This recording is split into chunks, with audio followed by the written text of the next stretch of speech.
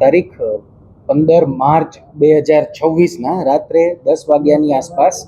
એક મારામારીની ઘટના બનેલી હતી રાજકોટ શહેર ખાતે, જે અંતર્ગત યુનિવર્સિટી પોલીસ સ્ટેશન ખાતે હત્યાના પ્રયાસ બાબતે ફરિયાદ દાખલ કરવામાં આવી હતી અને તેમાં સામેલ 3 આરોપીઓ અત્યારે સાગર જોગરાણા, ગોપાલ જોગરાણા તથા રવિ જોગરાણાની રાજકોટ શહેર પોલીસ દ્વારા ધરપકડ કરવામાં આવેલી છે. આ બનાવની વિગત કંઈક એવી હતી કે આ કામના મરણ જનાર જે ભાવેશ વણવી છે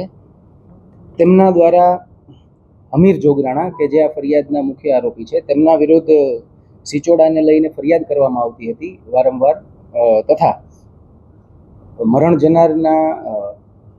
એક કૃપાલીબેન નામના મહિલા જોડેના સંબંધો હતા તથા અમીર જોડે પણ તેને ઇન્સ્ટાગ્રામમાં વાતચીત થતી હોય અને સંબંધનો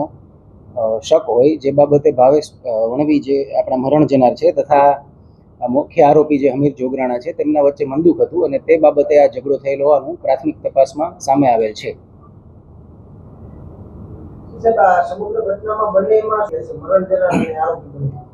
આ કામે જે આપણે 3 આરોપીની અટક કરેલી છે, સાગર જોગરાણા, ગોપાલ જોગરાણા તથા રવિ જોગરાણા, તેમના વિરુદ્ધ કોઈ ગુનાહિત ઇતિહાસ નથી જણાઈ આવેલો, પરંતુ આ કામના જે મરણ જનાર છે ભાવેશભાઈ વણવી તેમના વિરુદ્ધ ભૂતકાળના 8 ગુનાઓ છે, મારામારી, રાયોટિંગ, ધમકી તથા પ્રોહિબિશન જેવા હેડ હેઠળના, અને તેમની પાસા હેઠળ અટકાયત પણ થઈ ચૂકેલી છે.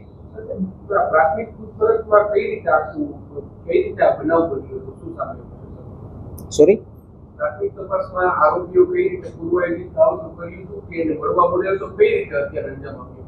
આ બાબતે હજુ તપાસ, ડિટેલ્ડ ઇન્ટરોગેશન અને તપાસ ચાલી રહી છે, પરંતુ જે 15 તારીખના રાત્રિના જ્યારે ભાવેશભાઈ તેમની સાથે રાહુલભાઈ પરમાર સાથે બાઇક પર જઈ રહ્યા હતા ત્યારે આપણે દ્વારકેશ પાર્ક મેઇન રોડ પાસે તેમના પર પાછળથી બાઇક પર અલગ અલગ માણસો દ્વારા આવી અને ધોકા, પાઇપ વગેરે વડે હુમલો કરવામાં આવ્યો હતો અને ત્યારબાદ તેમને સ્વિફ્ટ ગાડીમાં નાખી તેમનું અપહરણ કરી અને આગળ જઈ અને છોડી દેવામાં આવેલ હતા. હાલ આટલી જાણકારી મળેલ છે.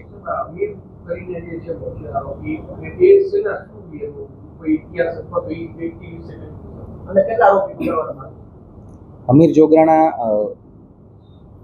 ભાડે ગાડી ચલાવવાનું કામ કરે છે અને આ બાબતે જે તપાસમાં નામ ખુલેલા છે તેમાં મુખ્ય આરોપીમાં અમીર જોગરાણાનું નામ ખુલેલું છે. આ ઉપરાંત દેવકરણ, વિક્રમ તથા ભૂરો જેવા નામ ખુલેલા છે, જેની આગળ તપાસ ચાલી રહેલ છે.